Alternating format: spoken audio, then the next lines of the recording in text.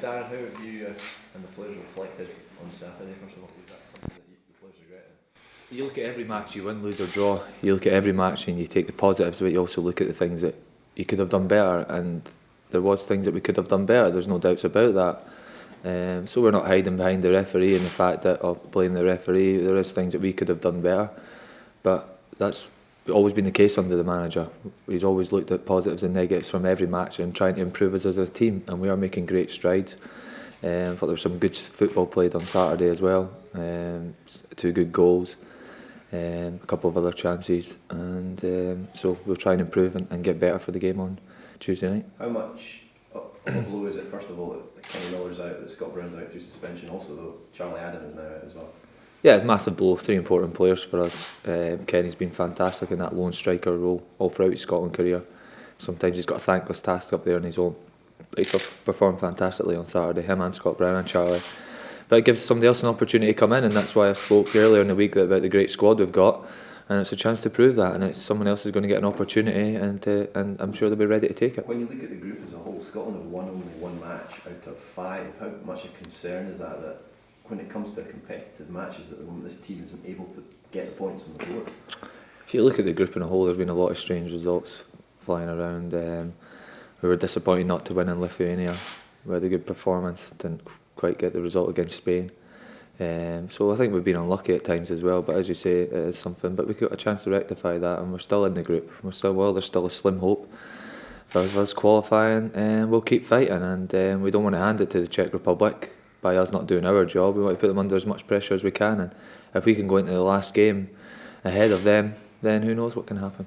Difficult to get yourselves back up again for the Lithuania game, given the late disappointment against Czech Republic. You've got to just keep reiterating to the lads what's done is done, and there's nothing can be done about that now. So any time wasted thinking about it or moaning about it or whatever, being down about it, is irrelevant. We've got to pick ourselves up and win on Tuesday. I think everyone's been reiterating that, but talking to the lads the last couple of days since the game, everyone's thinking the same thing.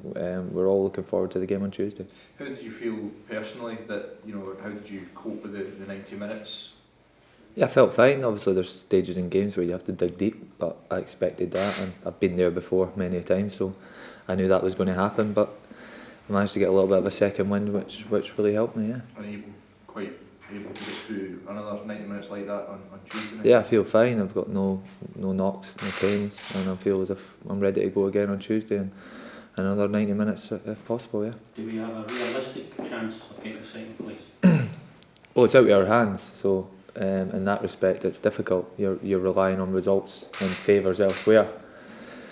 But the thing I keep saying is we keep winning our games, because if we find out the Czech Republic have lost to Spain and then drop points against Lithuania and we've not done our job, it'll make us feel even worse. So we can't afford that to happen. We've got to do our job, and it starts on Tuesday by winning against Lithuania, then win against Liechtenstein, and making the Czechs earn it, as I said, and not us just ending the group on a whimper and looking at regret in that respect as well. If you were outside looking in, Dan, where would you see Scotland getting 3 wins in a row from? It might not need 3 wins in a row. It definitely needs going to take the 2 wins, and I think we're more than capable of winning on Tuesday and away to Liechtenstein, definitely. But it's up to us to go out in the park and do that. Darren, do you think you need to be even more careful ahead of this game after the penalty incidents at the weekend, and obviously the simulation going into this game against Lithuania, who've obviously not been far away from that kind of thing in the past? You need to be more careful. I think you're aware of international football these days, that things like that happen, so that's always been the case, irrelevant of what happened at the weekend or what's happened before. The only thing you hope is that the referee isn't conned. I think that's all you can hope for, and trust in the referee, and we'll have every trust in the referee on Tuesday night, as we do going into every match, because usually playing in European competitions the referees are of a high standard. Do you think maybe Scotland's honesty at times, the players are very honest, that can maybe work against them in these situations? I don't think it's the honesty, I think it's the league we play in. Sometimes you can get fouled and it's not given as a foul, whereas in Europe sometimes you hardly touch the player and it's a foul. So I think to change from week in, week out, playing a certain way, a physical style where contact's accepted, I think it's just routine and things like that. You're just used to it, and to switch it on for one game is very difficult. So I think that's where we do struggle in that respect, and you don't want to be seen as to going down too easy because it's not in our nature. So I think we suffer from our game being a little bit more physical and things being allowed, and it is hard to switch it on for when you come away in international matches and one-off games because you're trained to play that way day in, day out.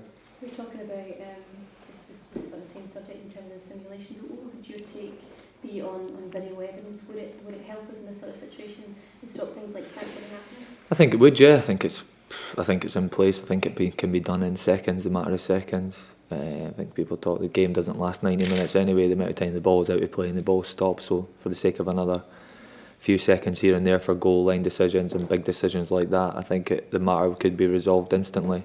And I think it's something that will eventually happen. And we'll just have to keep suffering while it does, I think. You were talking about the need to reiterate to the players, to keep their heads up. And is this when your role as captain comes into play? Maybe if we had that sort of squad, it let it affect them. But I think I look around the lads, and there's a lot of positive lads in the squad, so there's not been too much needed in that respect. As I said before, if we had a squad that were all doom and gloom since the game, then I think that would have only been a role for me and the manager and the staff. But there's a lot of positive lads, and we've all been sitting around chatting. We're all still dreaming and hoping that it can still be possible. By the lack of striking options now in the squad, with Kenny Miller out, with Craig Smith out, is that a concern? Well, it is a concern because, as I said before, there's a lack of options. But we've still got David Goodwillie, who's high in confidence just now, and he's a very confident lad, and he's settled into the squad brilliantly. And he's got a move to Blackburn in the Premier League, so he's raring to go. He's looking good in training, and if he's the one that's given the nod up front, I'm sure he won't let anyone down, and he'll be relishing the chance to represent his country and to stake a claim for a starting place. Darren, you've had obviously many highs in your career and some low points as well. On Saturday it was so close to being a terrific result, captaining your side to the victory, scoring the winner, and then it to be flipped like that late on. Where did that sort of rank in low points in your career?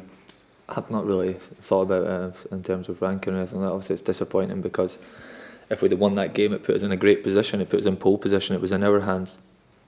Because we didn't, it's out of our hands, so that's the biggest disappointment. Obviously winning when you're captain or scoring, it's about winning the game. It doesn't matter if I'm captain or if I've scored the winning goal, it's about the team, 3 points. And as I said before, the goal I scored now, it's not the winning goal, and that's done. What's done is done.